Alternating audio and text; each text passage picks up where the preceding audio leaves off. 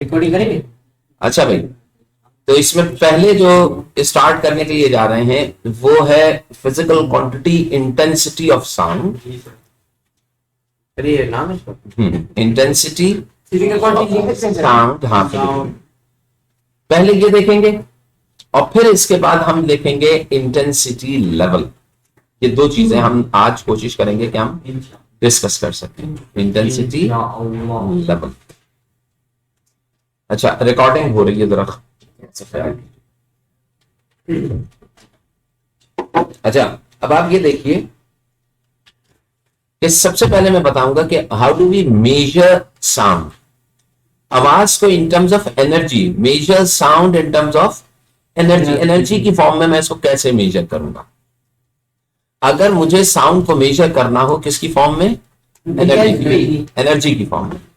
तो मैं कैसे, एक तो मेजरमेंट ये होती है कि भाई मुझे आवाज कितनी सुनाई दे रही है, लेकिन एक आप मेजरमेंट कर रहे हैं फ्रॉम सोर्स, कितनी सोर्स से जनरेट कितनी हो रही है, ये अगर मैं देखने के लिए साउंड कैसे मेजर कर सकते हैं सर? मैं यही बता रहा हूं कि sound is the form of energy and sound is generated from source. तो मैं अगर ये देख लेता हूं कि how much energy is generated from the source, that is called the energy of that sound. समझ में आती है बात? तो मैंने ये मेजर करना है कि सोर्स से कितने जूल्स एनर्जी जो है वो बाहर की तरफ निकली है। सर आपकी वो जो रिकॉर्डिंग है उसमें भी तो एक नीचे से वो लाइन है, वो वॉल्यूम चेक, वो लाउडनेस को रिप्रेजेंट कर रहा है, लेकिन वो ये भी बता रहा होता है कि एनर्जी का सोर्स एग्जिस्ट करता है, यानी कि साउंड निकल रही है और साउंड जो है वो रिकॉर्ड होती चली जाए, जो आपके पास रिकॉर्डिंग लेवल है। लेकिन अभी हम जो देख रहे हैं वो ये है कि फ्रॉम सोर्स आपके पास क्या करना है, एनर्जी में। तो भाई देखो, ये मेरे पास एक सोर्स है, एक स्पीकर है, ठीक है, ये मेरे पास एक स्पीकर था और इस स्पीकर से साउंड जो है वो तमाम डायरेक्शंस में ऐसे आगे ट्रैवल करने लगी। अब जब ये ट्रैवल करती है तो ये तो ट्रैवल करती ही चली जाएगी। सामने अगर मैं एरिया करूं तो ये पूरे रूम के बराबर होगा एरिया। बाहर चला जाऊं तो जितना कवर्ड एरिया फॉरवर्ड आएगा मैं किस एरिया में से निकालूंगा? तो उसके लिए सबसे पहले मैं एरिया को रिजर्व करता हूं, यानी कि we will take 1 square metre area. यानी कि आप अपने सामने, अपने फ्रंट पे एक सर्टेन, एक यूनिट, एक 1 स्क्वायर मीटर यूनिट एरिया जो है वो सबसे पहले कंसीडर करें, ठीक है। यानी कि अगर मैंने ये मेजर करना है कि इस साउंड सोर्स से अभी एनर्जी कितनी बाहर आ रही है, what we will do, we will take 1 square meter of area in front of us। 1 square metre का क्या है? 1 मीटर लंबाई और 1 मीटर चौड़ाई, यानी कि एक इतना बड़ा सा एरिया आ जाएगा, that is in front of the source, source के सामने। Now what you will do, you will measure. आप यहां पे क्या करेंगे? आप मेजर करेंगे कि how much energy, which type of energy? Sound energy. कितनी साउंड एनर्जी ट्रैवल कर रही है। लेकिन इसके लिए क्या जरूरी हो? परपेंडिकुलर। वो साउंड एनर्जी क्रॉस में नहीं जा रही हो। अगर कोई साउंड एनर्जी क्रॉस में जा रही होगी तो वी विल क्रॉस इट, हम वो उसको कंसीडर नहीं करेंगे। यानी कि how much energy passing through a particular area perpendicular. कैसे पास हो रही हो? परपेंडिकुलर। इन अ सेकेंड, एक सेकेंड के अंदर, एक सेकेंड में कितने joules energy perpendicularly unit area से पास हुई, that is said to be the intensity of that sound. तो how do we measure the intensity of sound? आप कैसे बताएंगे कि कितनी इंटेंसिटी असल में क्या होती है? It is N energy. क्या मैं ये क्या कहूंगा कि इट इज एन एनर्जी? ये वो एनर्जी है, सुन लो पहले, सुन लो पहले, ये वो एनर्जी है जो किसी 1 स्क्वायर मीटर यूनिट एरिया में से परपेंडिकुलरली पास होती है। कितनी देर में? 1 सेकेंड। तो लिखें, it is an amount of energy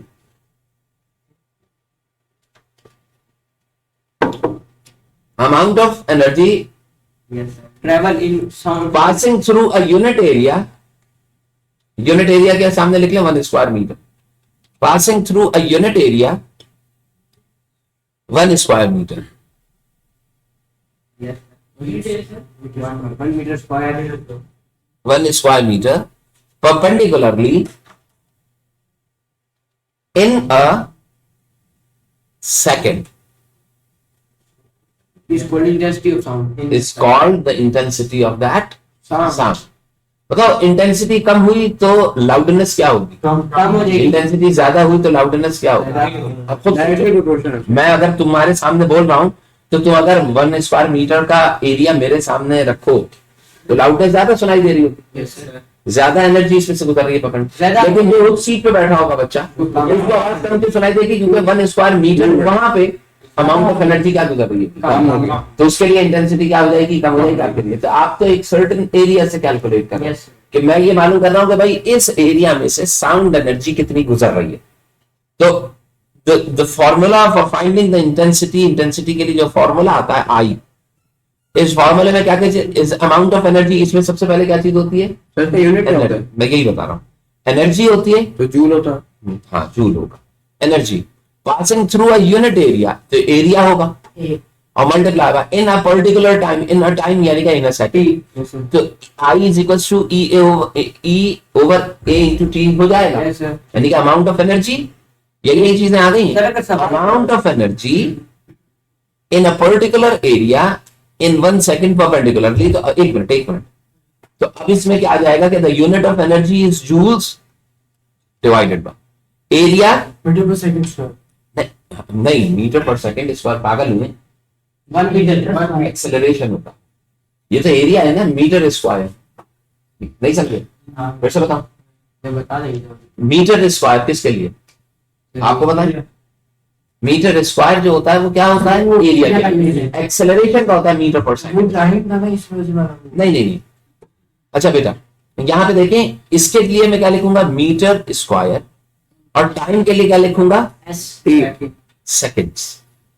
तो जूल्स पर मीटर स्क्वायर पर सेकंड जो होगा वो इसका ये मल्टीप्लाई होगा नीचे. बिल्कुल. Metre square second. ये आई क्या है? आई जो है ये इंटेंसिटी ऑफ साउंड के लिए रिप्रेजेंट किया जा रहा है. ये इसका एनर्जी है. ई एनर्जी है, ए एरिया है एनर्जी ऑलरेडी. कहाँ से पता लगेगी? तो एनर्जी दी होगी ना, साउंड की भाई एनर्जी. तुमने अभी क्या कहा कि intensity is an amount of energy, का कितनी एनर्जी गुजर रही है.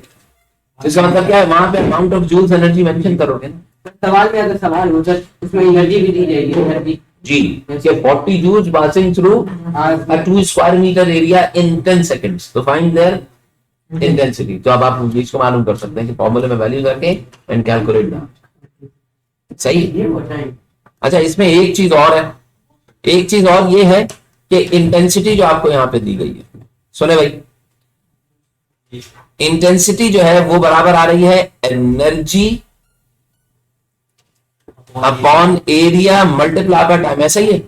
तो बताइए अगर मैं energy upon time multiply by area लिख दूं तो कोई फर्क तो नहीं पड़ेगा. अब आप ये बताएं कि एनर्जी अपॉन, यानी कि जो एनर्जी होती है ना आपके पास, उसको अगर आप टाइम से डिवाइड करें तो you will get a power.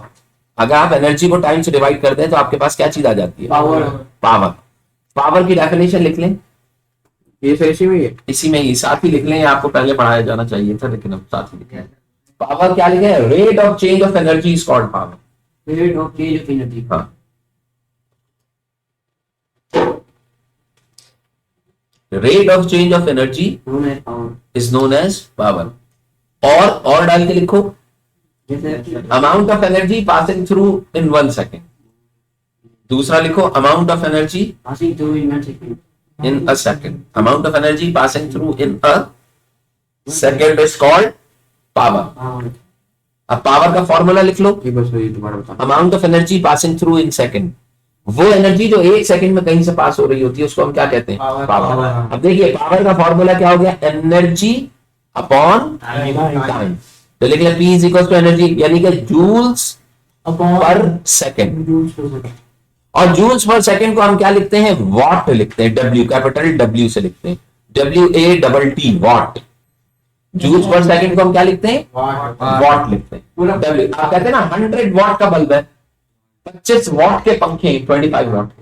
तो 25 वॉट के पंखे होने का मतलब क्या है, 25 जूल्स एनर्जी. नहीं 25 जूल्स एनर्जी 1 सेकंड में इस्तेमाल करते हैं इलेक्ट्रिकल. समझ रहे हैं? पावर का मतलब अब मतलब इसका मतलब क्या हो गया, 100 वॉट का बल्ब 100 वॉट एनर्जी नहीं रखेगा। 100 जूल देना। मैं क्या कह रहा एक वॉट जो एक जो वॉट मैंने जो अभी सेंटेंस बोला था वो सुना था आपने? नहीं, क्योंकि आप इधर नहीं थे भाई। थोड़ा सा रहो ना मेरा बेटा, तब तभी तो चीज समझ में आएगी। ये मुश्किल चीजें ये क्लियर ध्यान में होंगी तब। देखिए दोबारा समझे कि क्या करें। नहीं लिखने का नहीं है मेरा बेटा, समझने का है। जो मैं बता रहा हूँ उसको समझे। 100 वॉट का एक बल्ब है, तो इसका मतलब ये नहीं है कि उसमें 100 जूल्स एनर्जी। एक सेकंड में एक सेकंड में 100 जूल्स, तो 2 सेकंड में वो 200 का। जैसे एक गाड़ी जो है वो 100 किलोमीटर पर आवर की स्पीड से चल पाती है, तो इसका मतलब ये हरगिज नहीं हुआ कि वो 100 मीटर ही डिस्टेंस कवर करेगी, वो तो कराची तक चले जाएगी यहाँ से। सर फिर तो सर 10 सेकंड में उसकी एनर्जी खत्म हो जानी चाहिए। क्यों? सर 1 सेकंड जब 1000 का है, 1 में 10 करिए, 1 में 100 करिए। बल्ब है, जब तुम दुकान से लाए तो उस पर लिखा था 100 वॉट। इसका मतलब है जब तुम बल्ब को एनर्जी दोगे तो जो तुम दे रहे हो वो तो इनफाइनाइट है ना एनर्जी, तो वो बल्ब दी जाने वाली एनर्जी को हर सेकंड में 100 वॉट है। यानी कि अगर उस बल्ब को तुम 200 घंटे चला दो तो उसके हिसाब से उतनी एनर्जी यूटिलाइज कर। फ्यूज में होता है। फ्यूज एक अलग चीज है, फ्यूज तो हीट अप होकर मेल्ट हो जाता है, वो अलग है, वो हम पढ़ेंगे अलग, एनर्जी अप डाउन होने की वजह से। वो हम पढ़ेंगे। यहाँ तक बात समझ में आ गई? तो इसका मतलब क्या है कि ये देखो बेटा, देखिए ये जो मैंने लिखा है, ये देखें बेटा पहले जो है अभी आपने टी दिया हुआ है, टी आपने यहाँ छोटा लिखा है, पहले हम पढ़ के आए तो टी वो बड़े वाला बड़े वाले मैंने कभी नहीं पढ़ा, आपने सिर्फ टाइम पीरियड के लिए पढ़ा था। हाँ। तो मैं ये टाइम पीरियड बता रहा हूँ, ये सिर्फ टाइम बता रहा हूँ। टाइम पीरियड बता रहा है। जो VF = VI + AT में T बड़ा होता था छोटा, छोटा तो उस वक्त तो कभी नहीं कहा आपने कि बड़ा नहीं बढ़ाया। हमने पढ़ा 10 तो आपने ये पढ़ा है कि टाइम हमेशा स्मॉल टी से रिप्रेजेंट किया जाता है, नहीं? ये पढ़। तो अगर मैं यहाँ पे स्मॉल टी लिख रहा हूँ तो कौन सा होगा, वो टाइम पीरियड होगा या टाइम पीरियड के लिए आपने कैपिटल टी लिखना पड़ेगा, तो इसके लिए क्वेश्चन नहीं होना चाहिए। अच्छा, E/T किसके बराबर हो गया? पावर। तो इसका मतलब ये हो गया कि पावर का फॉर्मूला E/T है, तो मैं E/T की जगह क्या लिख सकता हूँ? Power upon time. Yes sir. तो पावर खुद किसके बराबर है? वॉट वॉट पर मीटर स्क्वायर। तो इसकी यूनिट जो है वो वॉट पर मीटर स्क्वायर भी हो सकती है, और इसकी यूनिट जो है वो जूल्स पर मीटर स्क्वायर पर सेकंड भी हो सकती है। मेरे लिए बेहतर क्या है कि मैं इसके बजाय इसको ये वाली यूनिट यूनिट और पावर अपॉन एरिया है। टाइम तो यहाँ पे टाइम एनर्जी के साथ मिक्स हो गया, मर्ज अप हो गया, जो कि किसमें चला गया? पावर में चला गया। समझ गए? तो ऐसे हमने इंटेंसिटी बढ़ी। अब मैं बात करने के लिए जा रहा हूं लाउडनेस की, कि मुझे आवाज कितनी और कैसे सुनाई देती है। अभी इसमें सबसे पहले चीज जो है इंटेंसिटी लेवल। हाँ, इंटेंसिटी लेवल। अब जरा समझिए, जब मैं इंटेंसिटी लेवल की बात करता हूं, इंटेंसिटी लेवल, तो इसका मतलब क्या है? That is the sound here by year, जो आपका कान सुन पा रहा होता है किसी भी बंदे का, ईयर बाय ईयर, वो आपके पास क्या कहलाता है? Intensity level. तो सर पहले क्या रहता है? वो थी amount of energy generated by the source. मतलब समझिएगा इसको। हाँ भाई, देखिएगा इधर, तुम्हें आवाज आ रही है?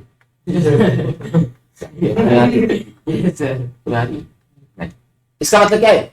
जो मैंने यहाँ पे स्ट्राइक कर रहा हूं, इनको तो आ रही है, आपको नहीं आ रही है, आपके लिए इसकी लाउडनेस 0 है। इसका मतलब क्या होगा कि अच्छा, एक चीज तो ये होगी, आपको आवाज आ रही है इसकी? नहीं, आपको भी नहीं आ रही, लेकिन देखने से पता लग रहा है कि साउंड वो पार्टिकल ऑब्जेक्ट वाइब्रेट कर रहा है, लेकिन आवाज नहीं आ रही। आवाज ना आने का मतलब क्या ये है? इसका मतलब क्या हो गया कि इंटेंसिटी लेवल जो है ना, वो आपके सुनने की सलाहियत बता रहा होगा। इंटेंसिटी आपको बताती है साउंड जनरेट होगा। ये पंखा का पंखे की इंटेंसिटी क्या है? साउंड की 0। इसकी भी 0 होगी, इसकी अभी 0 है, लेकिन अब इसकी इंटेंसिटी तो एग्जिस्ट करती है, लेकिन लेवल अभी भी क्या है? 0। ठीक है, समझ रहे हैं? एक पेंडुलम चल रहा होता है ना, वो साउंड प्रोड्यूस करता है, लेकिन मेरे लिए ऑडिबल नहीं है, क्योंकि उसकी इंटेंसिटी क्या है? कम है। लेवल। अब ये मुझे बताइए इंटेंसिटी लेवल भी कम होगा, जाहिर बात है मुझे नहीं सुना है। इसका मतलब क्या है कि हर वाइब्रेट करती हुई चीज की एक सर्टेन इंटेंसिटी होती है और वो टाइम के साथ साथ क्या होती जाती है, बढ़ती जाती है और एक एक्सट्रीम लेवल पे पहुंचती है। तो मेरे पास एक ऑडिबल रेंज होता है। ऑडिबल का मतलब क्या हो गया? अगर मैं ऑडिबल रेंज की बात करता हूं तो ये वो रेंज है जो मैं अपने कान से सुन पा रहा हूं। ये बताइए क्या इसकी प्रोड्यूस हुई हुई साउंड आपके ऑडिबल रेंज में है? नहीं। ठीक है, तो फिर मैंने ये जज करना है कि मेरी ऑडिबल रेंज स्टार्ट कहां से होती है। तो मेरी ऑडिबल रेंज स्टार्ट किस पोजीशन से होगी? सबसे बारीक आवाज जो मैं सुन पाऊं वो मैं सुन पाता हूं 10⁻⁻12 वॉट पर मीटर स्क्वायर। ये मिनिमम साउंड है, बिल्कुल सरसराहट की जो कि मैं सुन पाऊंगा। ये इतनी बारीक आवाज होगी इंटेंसिटी की। अब ये इसकी जो आवाज है ना, ये इससे भी क्या है, कम। -12 का मतलब क्या हुआ? बहुत बड़ी वैल्यू, बहुत छोटी। माइनस में ना, अगर प्लस में होती तो ज्यादा होती फिर। देखो तभी ये बात कही जाती है, तभी ये बात की जाती है कि जो साउंड होती है ना उसमें इतनी स्ट्रेंथ, पावर, एनर्जी नहीं होती। नहीं होती। तभी देखो ना, यहाँ पे इस ग्लास को मैं आवाज से गिरा सकता हूँ नीचे। गधे हैं आप, गिरा पाएंगे सारे दिन बैठकर? आवाज से नहीं। सर आवाज से तो नहीं गिर सकेगा, लेकिन अगर आवाज की स्ट्रेंथ, पावर इतनी ज्यादा हो जाए। पुराने पाक में ये चीज आया था कि उनको चिंगार में आन पकड़ा और वो अपने घरों में बुझ के रह गए या पड़े रह गए। तो इसका मतलब क्या है कि आवाज जो है ना वो डिस्ट्रक्शन प्रोड्यूस करती है, चीजों को वाइब्रेट करा सकती है, लेकिन गिरा भी सकती है, लेकिन उसके लिए उसकी स्ट्रेंथ क्या होनी चाहिए? स्पीकर पे फुल भी वॉल्यूम कर लोगे तब भी ये ग्लास नहीं गिर पाएगा। वजह क्या है कि इसको गिराने के लिए कम से कम 1 वॉट चाहिए। 1 वॉट की साउंड जो है ना वो बादल के गरजने की साउंड होती है, जो जहां पे मौजूद होता है।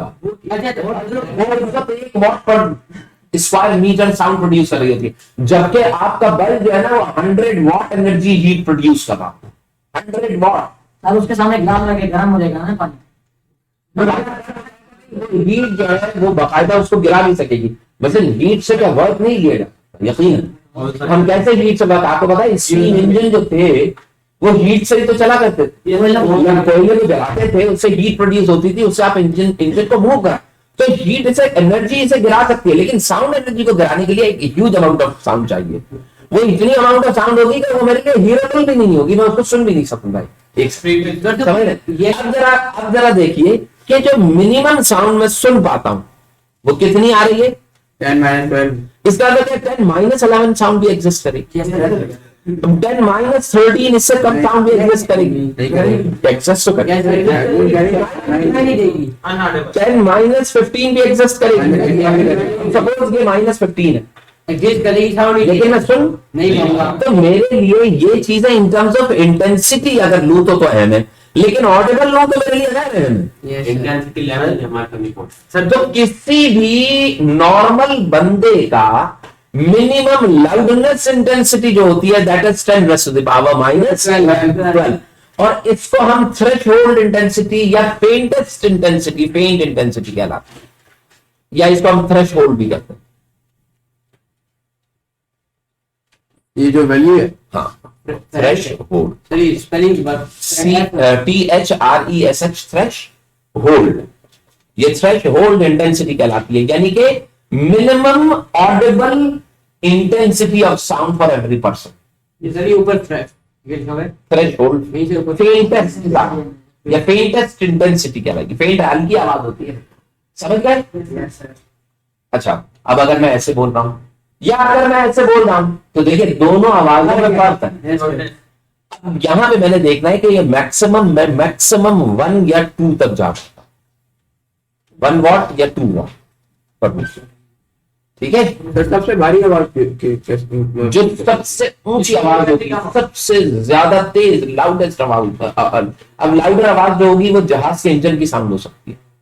तो ट्रेन की भी तो जहाज के इंजन की आवाज जो होती है वो सर वॉल्केनो के अगर फट जाता है उसकी भी आवाज प्लांट लग रहा है, वो भला से आवाज ज्यादा अभी अभी प्रॉब्लम यह है कि वॉल्केनो के पास जाके आप फटने की आवाज तो नहीं सुन पाएंगे। हमें नॉर्मली जो हम इसको बता रहे होते हैं वो एक नॉर्मल डेली लाइफ के अंदर जो चीज ट्रेन की साउंड प्लांट चल रहा है, प्लांट की आवाज हो गई। तो ये इसके अंदर बकायदा सीक्वेंसेस दिए हुए हैं। अब यार सुनिए, एक मिनट मेरा बेटा, मैं थोड़ा सा आगे चलूं तो फिर बात करते हैं। अब मैं बात करने जाऊंगा लाउडनेस की, किसी भी बंदे की लाउडनेस निकालने की। तो आप जानते हैं कि लाउडनेस ऑफ अ पर्सन, जो इसको हम एल से रिप्रेजेंट करें, वेरीज डायरेक्टली विद इंटेंसिटी। ये रिलेशन बनना चाहिए कि नहीं? Yes, sir.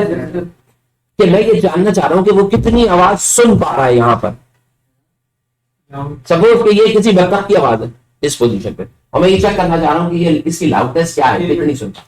तो मैं loudness very directly with intensity, यहाँ पे जो भी इंटेंसिटी मिल रही होगी वो मैं रख लूंगा इंटेंसिटी, जबकि ये वाली इंटेंसिटी फेंटेस्ट इंटेंसिटी कहलाएगी आई नॉट। I not. इसको मैं किसी से रिप्रेजेंट करूंगा आई नॉट। ओ का मतलब क्या होता है? नॉट। ये कहलाएगी फेंटेस्ट इंटेंसिटी। इसी तरीके से वो आवाज जो कान सुन पा रहा होगा उसकी loudness, faintest loudness L naught कहलाएगी। अब ये बताओ, मैंने लिखा loudness L varies directly with I, ये तो मुझे समझ में आया, मेजर रिलेशन।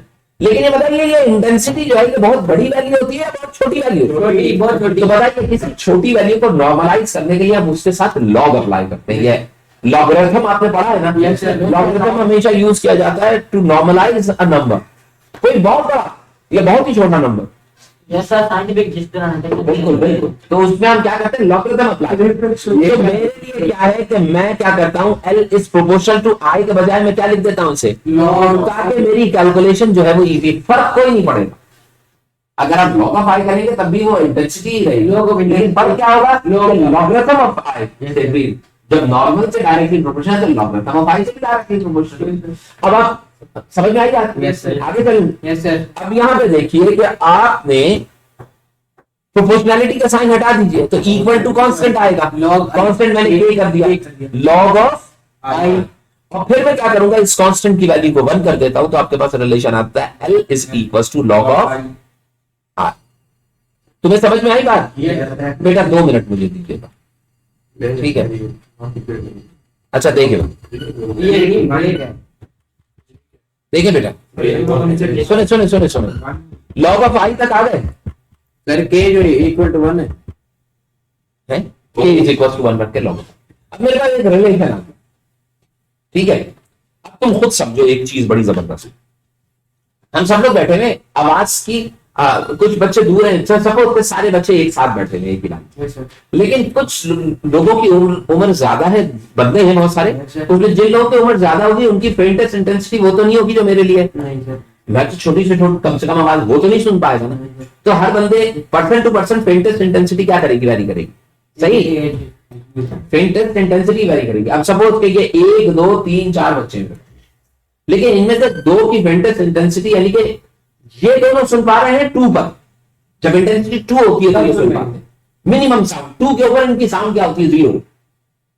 इनके कान में प्रॉब्लम है, या मैंने कान में कोई ऐसा इंस्ट्रूमेंट लगा दिया कि ये अपनी आवाज किससे सुन पा रहे हैं? 6 पे। ये किस पे सुन पा रहे हैं? 2 पे। बताइए, मैंने एक साउंड जनरेट की 0 पे। अच्छा, आप सब लोग 0 पे सुन पाते हैं, मैंने 0 पे, मैंने 1 पे साउंड जनरेट की तो मैं भी सुन पाऊंगा, आप भी सुन पाएंगे, लेकिन ये भी नहीं और ये भी नहीं सुन पाएंगे। समझ रहे हैं? अब मैं जब 2 पे लाया तो आपकी का 0 लेवल होगा, आप 2 पे सुन रहे होंगे, आपका लेवल इनिशियल 0 है ना, तो आप भी 2 पे सुन रहे होंगे, मैं भी 2 पे सुन रहा हूँ, ये भी नहीं सुन पाएंगे, इनके लिए भी आवाज अभी 0 होगी। 2 पे 0 होगी। जब मैं 3 करूंगा तो मेरा और आपका लेवल 3 होगा, इनका लेवल 1 होगा। अब मैं अगर 7 पे आ गया तो मेरा आपका 7 हुआ, इनका 4 कितना? 3 हो जाएगा, उधर ही क्या? 7 के लिए इनका 5 होगा, किया ना, तो इनका 5 लेवल हुआ, आपका 1। इसका मतलब ये कह रहे होंगे कि अभी आवाज लेवल 1 है, वही लेवल जो शुरू में हमारी आपकी थी और इनके कुछ नहीं सुन पा रहे थे, या इनका लेवल जब 1 हुआ था और जब आपका लेवल 1 हुआ था और जब इनका लेवल 1 हुआ तो सबके लेवल सेम हुए।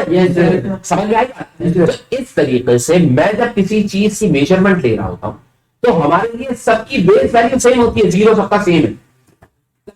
5 सेकंड आए, आपने कहा 4 सेकंड, आपने कहा 3 सेकंड, मुझे समझ में आ गया कि भाई सबका टाइम सेम क्यों, तो सबने किससे स्टार्ट किया, इंटेंसिटी लेवल में कहां से स्टार्ट कर रहा हूं, 10 की पावर माइनस, तो ये क्या नहीं, जैसे जैसे मैं साउंड बढ़ाता जाऊंगा साउंड आगे बढ़ती जाएगी, लेकिन इनिशियल लेवल ये होगा। अब मुझे मेरे पास देखिए, अब ये वाली चीज अगर समझ में आ गई है तो बताइए फेंटेस्ट लेवल जो होगा लाउडनेस का 0 लेवल, तो अगर मैं निकालूं तो वो आएगा लॉगरिथम ऑफ आई नॉट, ऐसा ही होगा। Yes, sir. जो करंटली यहाँ पे आप किसी बतख की या किसी चिड़िया की आवाज सुन रहे हैं, उसकी नॉट फेंटेस्ट लाउडनेस है, ये फेंटेस्ट इंटेंसिटी है।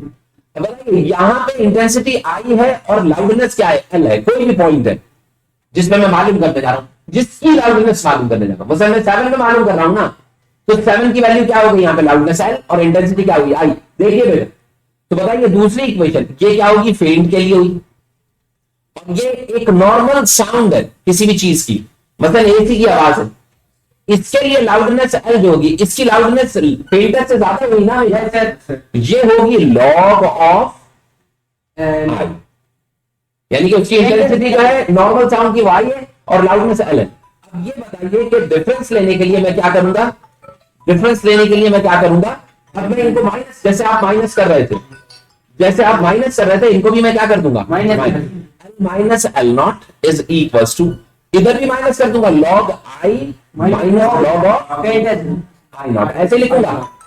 अरे यार मनूस, ये पीटीसीएल वाले जो है ना गैस ही बंद करते हैं। देखिए भाई यहां तक आ गए, माइनस कर दिया, इधर भी सब्ट्रैक्ट कर दिया क्योंकि मुझे डिफरेंस ऑफ लाउडनेस चाहिए, इधर भी डिफरेंस ऑफ लाउडनेस चाहिए, दोनों। अब देखो है चेंज इन एल कर सकते हैं, चेंज नहीं, difference, difference of loudness, log intensity वो आएगा ना, not log I not minus log I, नहीं मैंने इसमें से इसको माइनस किया, ठीक लिखा मैंने, ठीक है ना, मैंने ज्यादा में से कम वाले को माइनस किया, ठीक है। अब यहाँ पे कैलकुलेशन देखिए, तो ये भी लॉग है, लॉग लॉग से लॉग कॉमन ले लीजिए लॉग, तो यहाँ पे क्या बचा, I minus intensity I naught. Logarithm में जब नेगेटिव साइन होता है वो डिवीजन में कन्वर्ट हो जाता है, यस सर, लॉगरिथम माइनस वाला डिवीजन में कन्वर्ट होता है और प्लस वाला कन्वर्ट होता है मल्टीप्लाई में, तो यहाँ पे माइनस है, तो मैं इसको डिवीजन में कन्वर्ट कर सकता हूं, तो मैं इसे लिख सकता हूं log I divided by I not, लिखिए ये। यहाँ पे डिफरेंस ऑफ लाउडनेस का मतलब क्या है, डेल्टा एल, ये क्या कहलाएगा, डेल्टा एल।